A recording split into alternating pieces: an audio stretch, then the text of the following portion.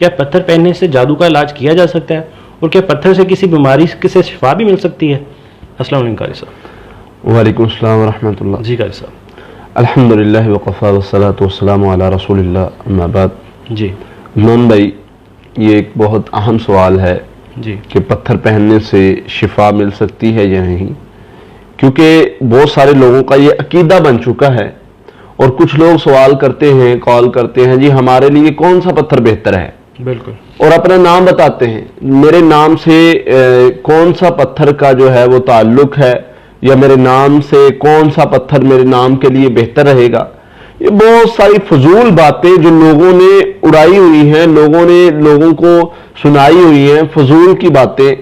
کچھ لوگوں نے اپنی دکانداری کو چمکانے کے لیے، اور کچھ لوگوں نے بس لوگوں کو گھمانے پھرانے کے لیے یہ باتیں، فضول کی باتیں، کہ آپ کے نام کے ساتھ کسی پتھر کا تعلق ہوتا ہے، آپ کا نام جو ہے وہ پتھر جو ہے وہ آپ کے نام کے ساتھ تعلق ہوگا، اور جو آپ وہ پہنیں گے تو آپ کی قسمت کھل جائے گی، آپ کے پاس دولت آئے گی، آپ کو نفع ہوگا، آپ پر جادو نہیں ہوگا، اس طرح کی بہت ساری باتیں۔ لوگوں کو ڈراتے بھی ہیں، غلط پہنیں گے تو نقصان بھی ہوگا، ہاں، اس لیے جی وہ نام سے آپ میچ کر کے وہ ایک میرا دوست تھا، وہ کوئی ناگ پہنتا تھا، تو اس نے نا مجھے دکھایا، کہتا جی یہ دیکھیں یہ ناگ کیسا رہے گا۔ جی تو میں نے کہا یار اچھا ہے، تو کہتے جی یہ میں نہیں پہن سکتا۔ میں نے کہا کیوں؟ کہتے جی یہ میں پہن لوں تو اس کے پہننے سے مجھے غصہ بہت آتا ہے۔ اچھا، میں نے کہا کیوں یار؟ یہ کیا؟ یہ جی پتھر گرم ہوتا ہے، یہ جی اس پتھر کی خاصیت یہ ہے، اس ناگ کی خاصیت یہ ہے کہ اس سے پہننے سے نا انسان کو غصہ بہت آتا ہے۔ میں نے کہا یار عجیب بات ہے۔ اچھا، میں نے اس سے لے لیا، میں نے 8-10 دن پہنا، مجھے تو کوئی غصہ نہیں آیا۔ میں نے کہا یار یہ رکھ لو، یہ تم لوگوں پر ہی اثر کرتا ہے، مجھ پر نہیں اثر کرتا۔ جب انسان نے سوچ ہی لینا ایسا کہ مجھے جی یہ پہن کے غصہ آئے گا، تو غصہ نہیں بھی آنا پھر آ جانا ہے۔ جب انسان نے سوچ ہی لیا کہ یہ پتھر جو ہے میرے لیے نقصان ہے، اللہ تعالیٰ انسان کو اس کے گمان کے مطابق اتارتے ہیں۔ جب ایک چیز سوچ ہی لی کہ جی مجھے پتھر پہننے سے یہ ہوگا تو ہوگا۔ دوسرا سوال کہ کیا اس سے شفا مل سکتی ہے؟ جی اس پر میں بڑا دلچسپ واقعہ سناتا ہوں آپ کو۔ جی مجھے بھی پہننے کا شوق تھا، ناگ میں نے یہ پہنا ہوا ہے، مجھے شوق تھا، بچپن سے شوق ہے۔ اچھا، یہ میرے ایک دوست نے مجھے گفٹ کیا، مجھے یہ پتا بھی نہیں تھا کون سا ناگ ہے اور کیسے، بس میرے ہاتھ میں اچھا لگا تو اس نے گفٹ کر دیا۔ تو وہ جو ہے، میں بچپن میں نا بازار سے گزرا تھا تو وہاں پہ نا ناگ لگے ہوئے تھے۔ اچھا، میں اس بندے کے پاس گیا، میں نے کہا یار یہ دکھانا مجھے کون سا ناگ ہے، میں پہن کے دیکھ رہا تھا۔ اب میں نے ایک اٹھایا، کہتا جی اس کو نہ ہاتھ لگانا۔ میں نے کہا کیوں؟ کہتا یہ جو ہے وہ گردے کی درد کے لیے۔ اچھا، اچھا، میں نے کہا اس کے علاوہ یہ؟ میں پوچھنے لگ گیا۔ اس نے جی مجھے جسم کی ساری بیماریوں کے نگ بتا دیے۔ اچھا، وہ جو یہ جی دل کے درد کے لیے، یہ جی معدے کے درد کے لیے، یہ گردے کے درد کے لیے۔ میں نے کہا بھائی ادھر کیا کر رہا ہے، ہسپتال جا، صحیح بات ہے، وہاں پہ اتنے مریض ہیں، ان کو بھیج جا کے۔ یار اتنی فضول کی باتیں، اور ان باتوں سے لوگوں کو گمراہ کرنا، اور ویسے ہی وہ لوگ جو ان کی باتوں پر یقین کرتے ہیں، بالکل، یقین کر کے گمراہ ہوتے بھی ہیں، لوگوں کو کرتے بھی ہیں۔ واللہ اس کی کوئی حقیقت نہیں ہے۔ کوئی پتھر شفا نہیں دے سکتا۔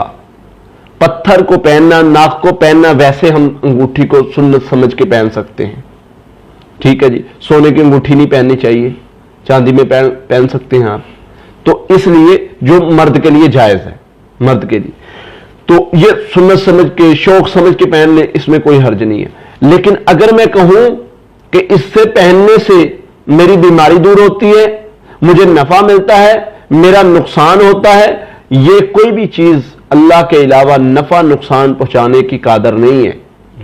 یہ چیزیں، یہ پتھر، یہ تعویذ، یہ ڈوریاں، یہ کڑے، یہ ہمیں نفع نقصان نہیں پہنچا سکتے۔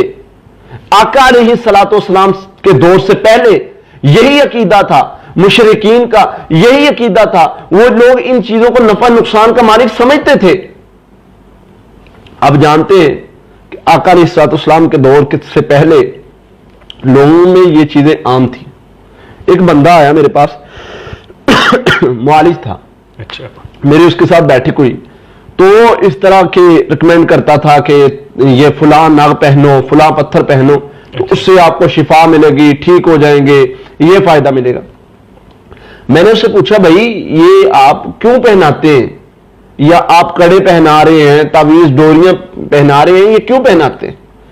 تو کہتا جی یہ مجھ پر اس نے الٹا نا سوال کر دیا. کہتا آپ یہ بتائیں اس کی شروعات کہاں سے ہوئی ہے؟ میں نے کہا میں بتاتا ہوں شروعات کہاں سے ہوئی.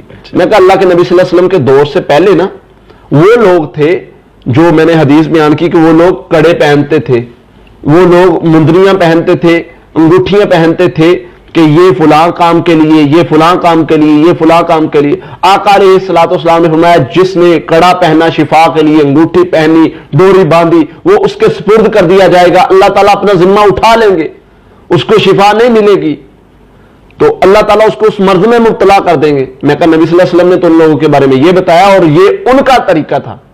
میں نے کہا پھر, کہتا اس لیے ہم کرتے ہیں. میں نے کہا پھر آپ کرتے نہیں, کوئی مسئلہ نہیں. تو ایسے لوگ جنہوں نے, یہ ان کا عقیدہ ہے مشرکین مکہ کا, اسلام نے ہمیں عقیدہ کیا دیا, آقا نے ہمیں عقیدہ کیا سکھایا. حضرت عمر رضی اللہ تعالیٰ نے حجر اسود کا بوسہ لیا اور کیا کہا, تاریخی الفاظ دہرائے, کہا حجر اسود نہ تو سب سے جنت کا پتھر, سب سے قیمتی اعلیٰ دنیا میں پتھر جو ہے وہ حجر اسود کا ہے, اور فرمانے لگے تو نہ نفع دے سکتا ہے نہ نقصان دے سکتا ہے, نفع بھی میرا اللہ دیتا ہے, نقصان بھی میرے اللہ کے حکم سے آتا ہے, اگر تجھے میرے نبی نے بوسہ نہ دیا ہوتا میں تجھے بوسہ نہ دیتا. یہ ہمیں عقیدہ سکھایا ہے. کوئی پتھر, کوئی کڑا, کوئی چیز نفع اور نقصان کی مالک نہیں ہے. نفع اور نقصان کا مالک کون ہے؟ وہ اللہ ہے. اس کے علاوہ اگر ہم کہیں کہ کوئی پتھر شفا دے سکتا ہے, کوئی پتھر جادو دور کر سکتا ہے, کوئی پتھر جو ہے وہ ہماری تکالیف دور کرے گا اور ہمیں مال و دولت دے گا, یہ اس قادر نہیں ہے. بالکل. اس کے ساتھ ایک اور چیز کہ پتھر, بعض چیزیں ایسی ہیں, بعض ناگ, بعض پتھروں پر تجربات کیے گئے کہ ان کی تاثیر کے بارے میں کہ وہ تاثیر کیا رکھتے ہیں. کچھ پتھر اور ناگ ایسے ہیں جو تاثیر رکھتے ہیں, جن میں تاثیر ہوتی ہے. تاثیر کیسی کہ وہ انسانی جسم پر کچھ نہ کچھ اثر انداز ہو سکتے ہیں. وہ کیسے, وہ میں آپ کو بات سمجھا دوں. جیسے کہ آپ گرم سوٹ پہنتے ہیں تو آپ گرمی محسوس کرتے ہیں, ٹھیک ہے. اگر آپ جو ہے وہ کوئی دوائی استعمال کرتے ہیں تو آپ کچھ محسوس کرتے ہیں. یہ اگر کچھ پتھر ایسے ہیں جن پر جو ہے تحقیق کی گئی کہ وہ انسانی جسم کے ساتھ لگے رہنے سے انسانی جسم پر کچھ نہ کچھ اثر انداز کرتے ہیں, یہ الگ بات ہے. اس پتھر کو, کسی ناگ کو نفع اور نقصان کا مالک سمجھنا یہ الگ بات ہے. ٹھیک ہے. ان دونوں چیزوں میں فرق ہے. ایک ہے کہ جیسے عام چیزیں اثر انداز رکھتی ہیں, اثر رکھتی ہیں, گرم سوٹ ہے یا کوئی بھی چیز ہم کھاتے پیتے ہیں وہ اثر انداز ہوتی ہے ہمارے جسم پر, ویسے ہی یہ پتھر, یہ انگوٹھی اگر ہم پہنتے ہیں اس کی تاثیر کیا کہتی ہے. اگر اس کی تاثیر انسانی جسم پر کچھ اثر انداز ہوتی ہے تو یہ ایک الگ بات ہے. یہ ایک کوئی پریشان ہونے والی بات نہیں ہے, یہ ایسی بات نہیں ہے کہ یہ نفع نقصان کا مالک ہو گیا. یہ نفع نقصان کا مالک نہیں ہو سکتا.